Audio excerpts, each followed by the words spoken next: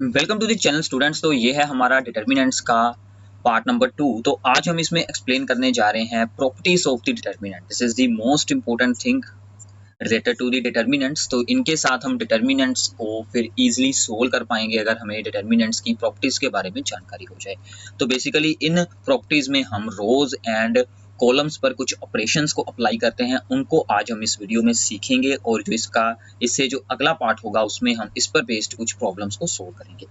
तो हमारी सबसे पहली यहाँ पर है प्रॉपर्टी कि the value of the determinant remains unchanged if its rows and columns are interchanged. मतलब अगर हम सभी रोज और कॉलम्स को इंटरचेंज कर देते हैं तो वैल्यू ऑफ डिटर्मिनेंट सेम रहेगी। मतलब इस डिटर्मिनेंट का आंसर, इसका जो भी आंसर आएगा सोल्व कर आप लोग उसको देख सकते हैं, वो सेम होगा अगर हम इसकी सभी रोज और कॉलम्स को इंटरचेंज कर दें। यानी कि रो नंबर 1 को हम क्या है यहाँ पर बना लेंगे कॉलम नंबर 1, ठीक है।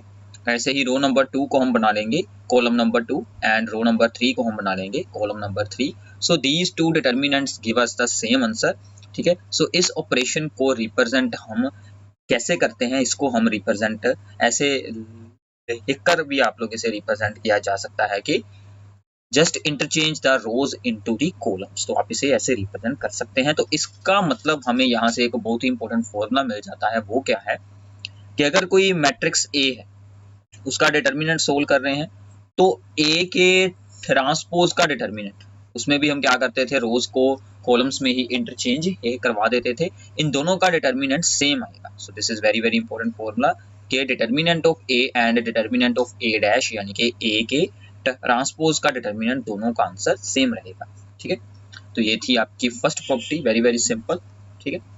तो आगे चलते हैं सेकंड प्रॉपर्टी। तो आप इसको प्रूफ कर भी देख सकते हैं। अगर आप लोग इसे प्रूफ करना चाहें तो आप इनके डिटर्मिनेंट्स को सोल्व कर इन्हें प्रूफ कर भी देख सकते हैं, ठीक है। तो हमारी सेकंड प्रॉपर्टी है कि इफ एनी टू रोज, ठीक है, और सिमिलरली ही कॉलम्स पर भी अप्लाई होगा, ठीक है।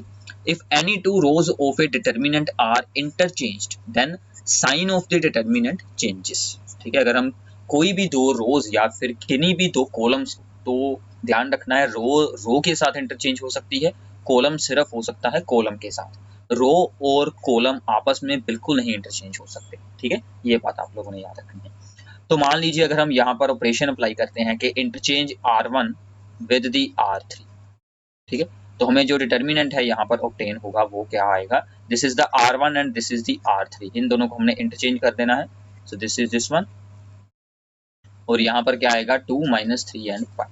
तो R2 as it is he रहेगी, रो नंबर 2 सेम रहेगी, ठीक है। तो हमने क्या रीड किया है, then sign of the determinant changes. तो मतलब क्या होगा कि जब इस पर ये ऑपरेशन अप्लाई होगा तो इसके आगे हमें क्या अप्लाई करनी होगी, माइनस का साइन, ठीक है। तो इस डिटर्मिनेंट के आगे क्या आ जाएगा, माइनस का साइन आ जाएगा जब भी हम रोज को इंटरचेंज करेंगे, ठीक है। तो मान लीजिए अगर हम इस पर फिर से कोई ऑपरेशन ऐसा ही अप्लाई करते हैं, मान लीजिए अब हम यहाँ पर अप्लाई कर देते हैं कि interchange column number 1 to the column number 2, ऐसे इसे रिप्रेजेंट करते हैं डबल एरो के साथ, ठीक है।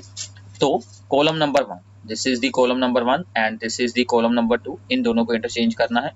तो ये बन गया हमारा कॉलम नंबर 1, तो ये बन गया आपका कॉलम नंबर 2, और ये सेम रहेगा कॉलम नंबर 3।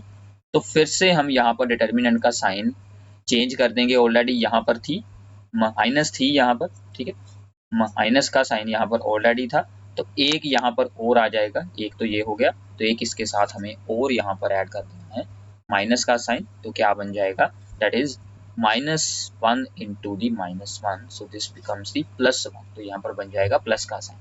ऐसे आप जितनी बार भी रोज या फिर कॉलम्स को आपस में इंटरचेंज करते हैं, रो को रो के साथ या फिर कॉलम को कॉलम के साथ, तो उतनी बार ही आपको साइन चेंज करते रहना होगा डिटर्मिनेंट का, ठीक है। तो ये बात आप लोगों ने याद रखनी है, ठीक है। तो ये थी हमारी सेकंड प्रॉपर्टी, ठीक है।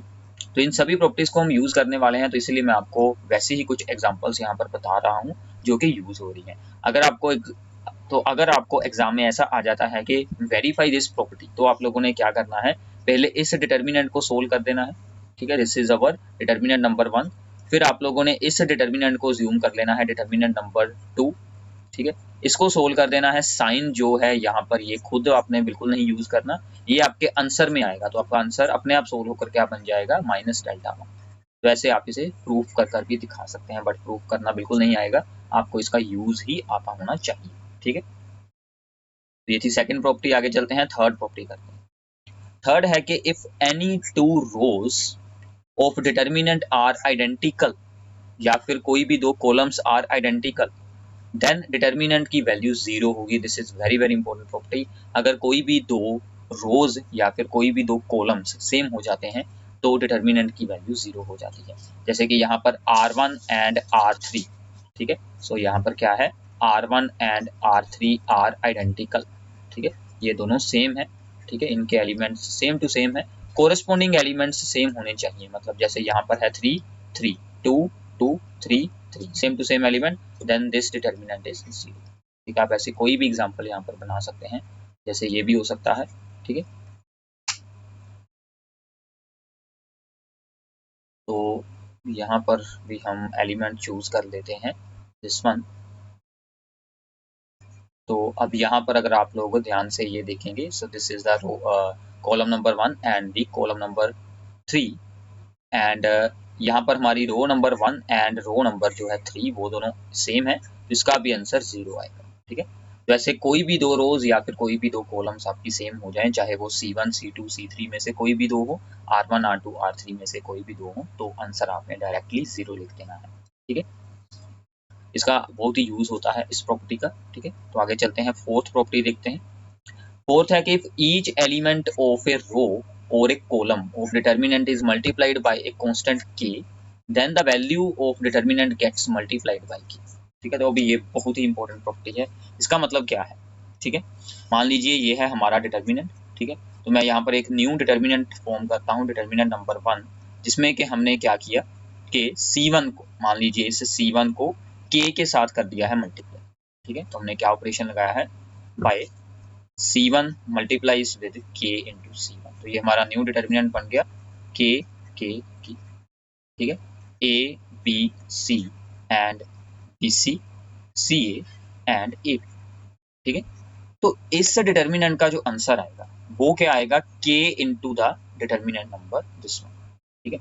तो हम अगर किसी एक कॉलम और रो को मल्टीप्लाई करवाते हैं विद एनी कांस्टेंट, तो डिटर्मिनेंट को भी उसी के साथ ही मल्टीप्लाई हो जाती है, ठीक है। सो इसका मतलब ये दोनों आ जाएंगे इक्वल, ठीक है। तो ये तो हो गया इस प्रॉपर्टी का एज ए प्रूफ टाइप, ठीक है। तो अगर आपको इसे जब अपनी प्रॉब्लम्स में सोल्व करना है, प्रॉब्लम्स में आपको जब इसे यूज करना है, तो हमें क्या यहाँ पर यूज करना होगा, तो हमें इसको ये कैसे यूज करना है, ठीक है। तो वो मैं आप लोगों को बताता हूँ। इसको हटा देते हैं, ठीक है। मान लीजिए कि हमें इस प्रॉब्लम को सोल्व करना है, तो मैं यहाँ पर क्या ऑपरेशन अप्लाई है ये कर सकता हूँ। तो हम यहाँ पर ऑपरेशन अप्लाई कर सकते हैं, R1 को मल्टीप्लाई करवा देते हैं A के साथ, ठीक है। R2 को यानी कि रो नंबर 2 को हम मल्टीप्लाई करवा देते हैं B के साथ, और रो नंबर जो हमारी है 3 उसको हम मल्टीप्लाई करवा देते हैं C के साथ, ठीक है। तो यहाँ पर जो इम्पोर्टेंट है वो आप लोगों ने अब ध्यान से यहाँ पर देखना है। तो रो नंबर 1 को हमने की है multiply with A, so this becomes A square and ABC, ठीक है। रो नंबर 2 को हमने की है multiply with B, so this becomes B square ABC, ठीक है। रो नंबर 3 को हमने की है multiply with C, so this becomes ABC, ठीक है। अब क्या होगा, जिसके साथ भी आप लोग मल्टीप्लाई करवाते हैं वही सेम टर्म हमें बाहर डिवाइड करनी पड़ती है। हमने A के साथ मल्टीप्लाई की 4 1 रो, ठीक है। रो नंबर 2 को हमने की थी B के साथ मल्टीप्लाई, तो B के साथ डिवाइड। रो नंबर 3 को हमने की थी C के साथ मल्टीप्लाई, तो C के साथ डिवाइड। मतलब जो भी आप लोग टर्म किसी भी रो के साथ मल्टीप्लाई करवाएंगे वही सेम टर्म आप लोगों को डिवाइड भी करवानी होगी, ठीक है। तो ये बात आप लोगों ने यहाँ पर ख्याल में रखनी। सो अब इसका यूज क्या होता है, ठीक है। अब देखिए इसी में ही एक और इम्पोर्टेंट बात है। अब देखिए ये तो हमारा बन गया कि 1/ABC आ गया बाहर, ठीक है। अब देखिए यहाँ से जैसे हमने मल्टीप्लाई की वैसे ही सिमिलरली आप किसी भी एक रो या फिर किसी भी एक कॉलम में से किसी भी चीज को यहाँ से कॉमन निकाल सकते हैं, कि अब देखिए C3 जो है, C3 में सभी के पास ABC है, तो यहाँ से जो ABC है वो आ सकता है कॉमन। तो हम यहाँ से ABC को निकाल सकते हैं कॉमन। तो यहाँ पर हम क्या लिख सकते हैं, take ABC common from C3। तो हमने C3 में से ABC को यहाँ से कॉमन रख लिया है, तो ये बन जाएगा ABC, A square B square C square, तो यहाँ पर बच गया 1 1 1। ठीक है। तो ऐसे हम इसका यूज करते हैं, ये दोनों आपस में बाद में सोल्व हो जाएंगे, वो चीज अलग है। तो मतलब आप लोगों ने ये जो फोर्थ प्रॉपर्टी है वहां पर ये सीखना है कि अगर किसी भी रो को हम किसी भी कांस्टेंट के साथ मल्टीप्लाई करते हैं, वही सेम टर्म को हमें बाहर डिवाइड करना होगा, और हम किसी भी रो या फिर किसी भी कॉलम में से किसी भी चीज को कॉमन भी निकाल सकते हैं। बट यहाँ पर हर एक रो और हर एक कॉलम के अकॉर्डिंग चीज बाहर आएगी या फिर मल्टीप्लाई होगी। अगर होती सिंपल यहाँ पर मैट्रिक्स, तो उसमें क्या होता है कि सभी एलिमेंट्स के साथ ही मल्टीप्लाई होती है। तो डिटर्मिनेंट और मैट्रिक्स में बेसिकली यही सबसे बड़ा डिफरेंस है कि यहाँ पर ओनली वन रो या फिर वन कॉलम के साथ होती है मल्टीप्लाई या डिवाइड। वहां पर जो होता था मैट्रिक्स में पूरी की पूरी मैट्रिक्स के साथ ही मल्टीप्लाई हो जाती थी। इसमें ऐसा बिल्कुल नहीं होगा। ठीक है, इसके ऊपर बेस्ड एक छोटी सी प्रॉब्लम सोल्व करते हैं। ठीक है, so this is the problem, ये हमें सोल्व आउट करनी है। ठीक है, इससे डिटर्मिनेंट को हमने सोल्व करना है। तो अब हम यहाँ पर क्या देख सकते हैं कि ये जो है डिटर्मिनेंट, ये जो है रो नंबर 1, इसमें से 6 कॉमन आ सकता है। तो हम यहाँ पर क्या लिखेंगे, टेक 6 कॉमन फ्रॉम R1। इसको एक और आप लोग वे के साथ यहाँ पर रिप्रेजेंट कर सकते हैं कि R1 को हम 6 के साथ डिवाइड कर दें। ठीक है, ऐसे भी हम इसे रिप्रेजेंट कर सकते हैं। ये आपकी यहाँ पर है, रिप्रेजेंटेशन का अलग अलग मेथड है। तो यहाँ से 6 बार आया तो क्या बच जाएगा 17। ठीक है, 6 आ गया बाहर, यहाँ से बच गया 3 और यहाँ पर बच गया 6। ये हमारी सेकेंड रो सेम रहेगी और हमारी थर्ड रो भी सेम रहेगी। ठीक है, तो अब देखिए यहाँ पर क्या हुआ है, this row number 1 and the row number 3 are both equal. ये दोनों सेम आ गई। अगर ये दोनों सेम आ गई हैं तो आंसर कितना होगा, अगर दो रोज आइडेंटिकल हो जाए तो क्या आंसर है, अभी अभी हमने रीड किया प्रॉपर्टी 0। इसका मतलब डिटर्मिनेंट क्या आ जाएगा, 0 आ जाएगा। ठीक है, तो ऐसे आप लोग सिंपली इस डिटर्मिनेंट की प्रॉब्लम्स को सोल्व कर सकते हैं। ठीक है, बिल्कुल भी मुश्किल यहाँ पर कुछ भी नहीं है। प्रॉपर्टीज अंडरस्टैंड कर लें एक बार, तो बाद में आपको अच्छे से अंडरस्टैंडिंग, आप इन्हें यूज करना सीख जाएंगे। ठीक है, तो आगे देखते हैं fifth property. If sum or all the elements of row or column of determinant are expressed as a sum of two or more terms। ठीक है, यानी कि अगर किसी एक रो में एलिमेंट्स जो हैं उनके दो पार्ट्स हों, यानी कि वो दो टर्म्स के सम में रिप्रेजेंट किए जा सकते हों, then determinant can be expressed as the sum of two determinants. तो हम यहीं से दो डिटर्मिनेंट बना सकते हैं। तो एक में हम रख लेंगे A1। ठीक है, तो एक में हम रख लेंगे यहाँ पर A1, A2, A3। ठीक है, और दूसरे में हम इनको रख लेंगे जो दूसरी साइड पर है कांस्टेंट, λ1, λ2, λ3।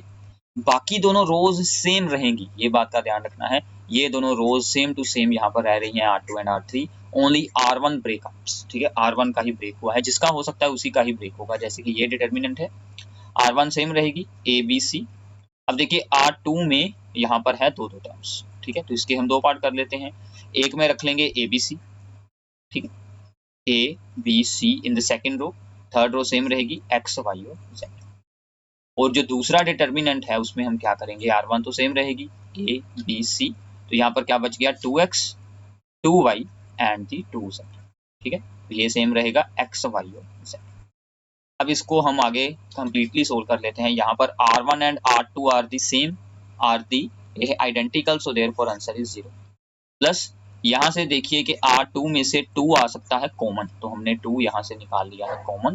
तो यहाँ पर क्या बच जाएगा A, B, C and X, Y and the Z।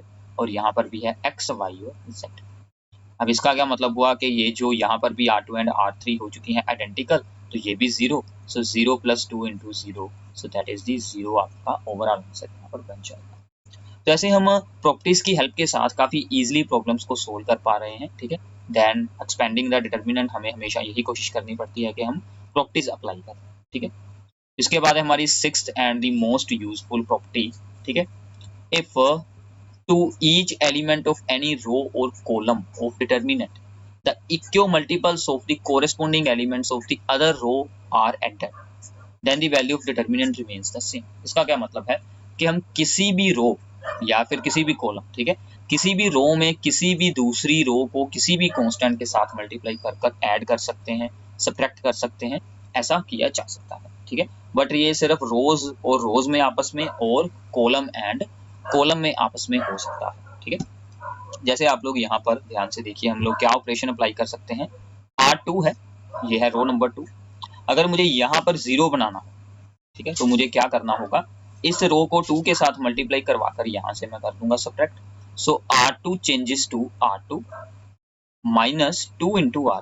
तो ये हम एक ऑपरेशन यहाँ पर अप्लाई कर सकते हैं, ऐसे ऑपरेशन को रिप्रेजेंट करते हैं। अब यहाँ पर आप लोगों ने ध्यान से देखना है, रो नंबर 1 में कोई चेंज नहीं आया है, सिर्फ चेंज आया है रो नंबर 2 में। तो रो नंबर 1 को एज इट इज यहाँ पर लिख लेते हैं, ठीक है। So this is our row number 1, ठीक है, नो प्रॉब्लम।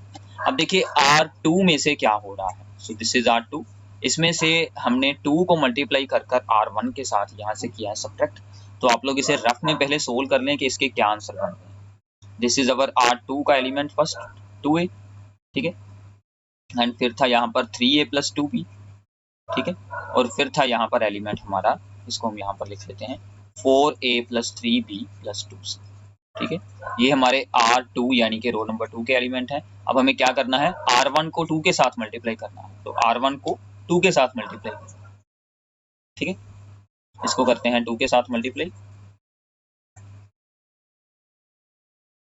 तो ये हमारे पास आ जाएंगे element a into 2a, then 2a plus 2b, और यहाँ पर बन गया 2a plus 2b plus 2c, ठीक है।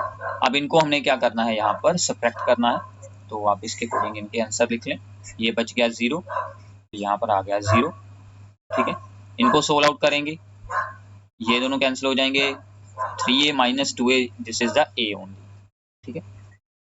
और इसको करते हैं, इन सभी के साइन अपोजिट होंगे, तो ये 2c कैंसिल हो जाएगा, तो यहाँ पर बचा 2a प्लस b, ठीक है। तो यहाँ पर बच जाएगा 2a प्लस b, ठीक है। तो ऐसे हम यहाँ पर ऑपरेशन अप्लाई करते हैं रोज और कॉलम्स के बीच, ठीक है। तो बाकी की रोज एज इट इज ही यहाँ पर रहने वाली हैं, ठीक है, उनमें कोई चेंज बिल्कुल नहीं होगा। तो ये आप लोगों ने यहाँ पर ख्याल रखना है, ठीक है। तो ये हमारा बन चुका है डिटर्मिनेंट। तो ऐसे ही हम आगे इस पर और भी ऑपरेशन अप्लाई कर सकते हैं। तो आप लोग प्लीज ये एक ऑपरेशन खुद सोल्व कर कर देखें।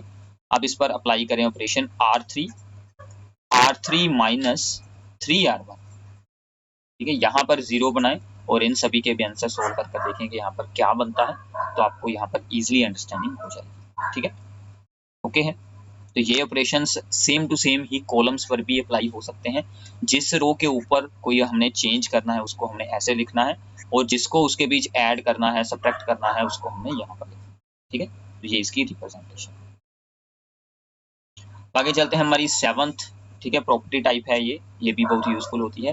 Determinant of a lower triangular matrix या फिर upper triangular matrix is the product of its diagonal entries. इसका क्या मतलब है, this is the a upper triangular matrix. तो इसमें क्या है कि यहाँ पर सभी एलिमेंट 0 हैं, ठीक है, यहाँ पर सभी एलिमेंट 0 हैं, मतलब कि डायगोनल से जो आते हैं नीचे होते हैं जितने एलिमेंट वो सभी 0 हैं, और ऊपर वाले हैं नॉन 0। तो इसका डिटर्मिनेंट हम यहाँ पर डायरेक्टली एक्सप्लेन कर सकते हैं, ठीक है। इसका डिटर्मिनेंट क्या होगा, only the product of the diagonal element. तो 1 इंटू दी -2 इंटू दी -1। तो ये हमें आंसर क्या मिल जाएगा, 2 आंसर मिल जाएगा सिंपली। तो ऐसे यहाँ पर है हमारे पास अपर रेंगुलर, सॉरी, ये है हमारे पास अपर वाले जो सभी एलिमेंट हो गए 0। सो this is the lower triangular matrix and this is the upper triangular matrix. तो इसमें भी सेम होगा, ठीक है। तो डायगोनल एलिमेंट्स की मल्टीप्लाई हो जाएगी तो आंसर हमें 3 मिल जाएगा, ठीक है। तो इसका आंसर आप लोग डायरेक्टली बना सकते हैं, ओनली डायगोनल एलिमेंट्स का प्रोडक्ट बन जाएगा, ठीक है। तो ये थी आपके लिए properties of the determinant. So I hope कि आप लोगों को अच्छे से अंडरस्टैंडिंग हुई होगी। प्लीज साथ में इन्हें सोल्व करें, ठीक है। तो इसके साथ आप लोग एक्सरसाइज की एग्जांपल्स को सोल्व कर कर जरूर देख सकते हैं, उनको आप लोग अब इजीली सोल्व कर पाएंगे और आपको इन प्रॉपर्टीज की भी अच्छे से अंडरस्टैंडिंग हो जाएगी, ठीक है। सो चैनल को सब्सक्राइब जरूर करें और इन सभी वीडियोस को अपने सभी फ्रेंड्स के साथ शेयर करते रहें। Thanks for watching.